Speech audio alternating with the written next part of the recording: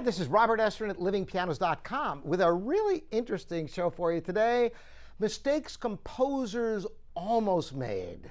Or did they? We're going to find out today. I'm going to have 3 examples of questionable compositional aspects. You know, the real challenge is composers who lived hundreds of years ago. How do you know what is authentic?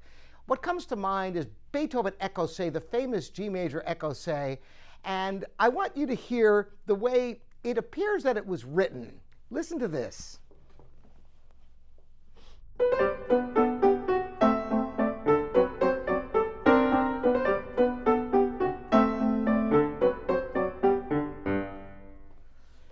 Now, there's one part in there where you hear that kind of funny chord, and in a lot of editions it corrects it.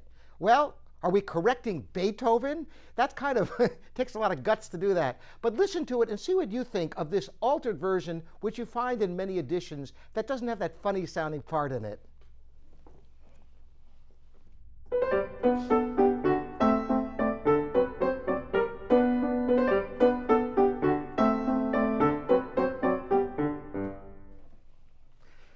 So you can hear that it kind of took away that odd harmony there. Whether it's correct or incorrect, did Beethoven make the mistake? Did the editors make the mistake? It's really tough to know. A lot of times it's interesting that what is oftentimes correct is what doesn't sound good, because editors throughout the ages try to make things sound right, because there's oftentimes questions. If you've ever seen Beethoven's calligraphy, you'll know exactly what I'm talking about. I've got another example for you here. The Nocturne of Chopin in E minor, published posthumously after his death. It's got a really strange harmony in one place in many editions, and I want you to listen to it with that, and you'll hear what I'm talking about. And then I'll play it the way it's found in many other editions. Which one's authentic? You know, to tell you the truth, I have not researched this. I'm probably going to get a bunch of comments from you, and I welcome them. So listen first, just to know which nocturne this is. I'm just going to play the beginning of it, just so you know which E minor nocturne we're talking about.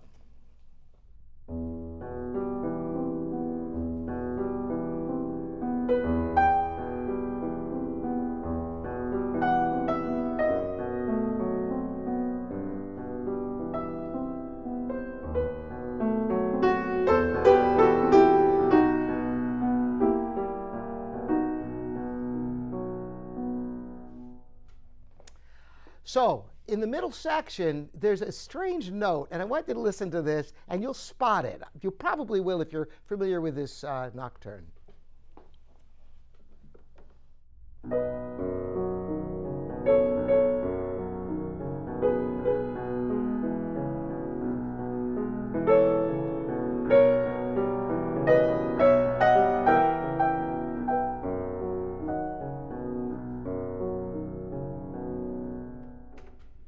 So I don't know if you heard the funny sounding third there. I'm going to play it the way it's written in other editions that sounds better to my ears, and I'm interested in your opinion as well. Listen to it this way.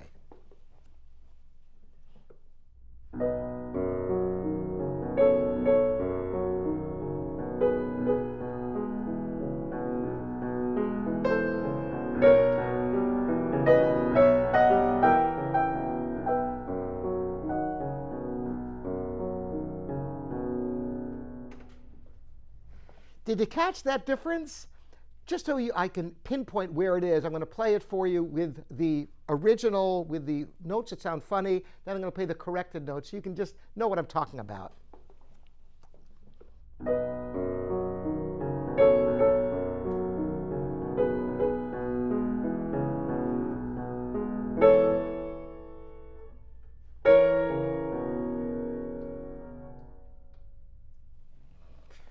So, you know, it's a funny thing. Even though I heard this piece so many times growing up, when I studied it, I just took out an Urtext edition and learned it. And then one time I was playing it for my sister, and she said, you know, Bob, that's a wrong note there in a lot of editions. And I said, you know, I thought so. And so I ended up playing it the second way, the corrected way, the way that sounds better, whether it's authentic or not. We find a lot of challenges like this. Now, the last one I'm going to bring to your attention is truly an almost epic fail, in my opinion. One of the greatest sonatas of all time is the Liszt Sonata in B minor, a grand work. It's all in one movement, essentially. It's all played without pause, and it's about a 30-minute work. It's absolutely monumental, and interestingly, there was an alternative ending that Liszt wrote first that ended incredibly heroically. I mean, all the fireworks you could imagine he saved for the end.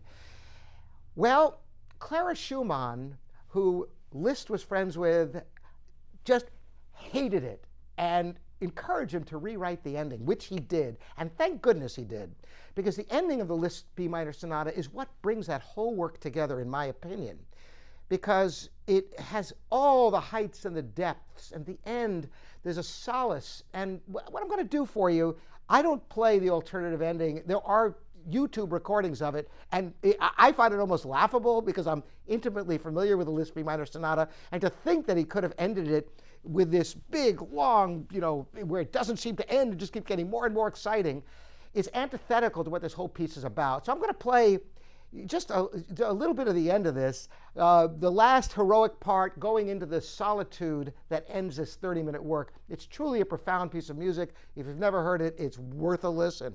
So listen to the end of the Liszt B minor sonata, the way it was written, keeping in mind that after a 30-minute work, imagine raring it up again at the end with no holes barred. That was what he originally wrote, not this, where it ends quietly and poetically.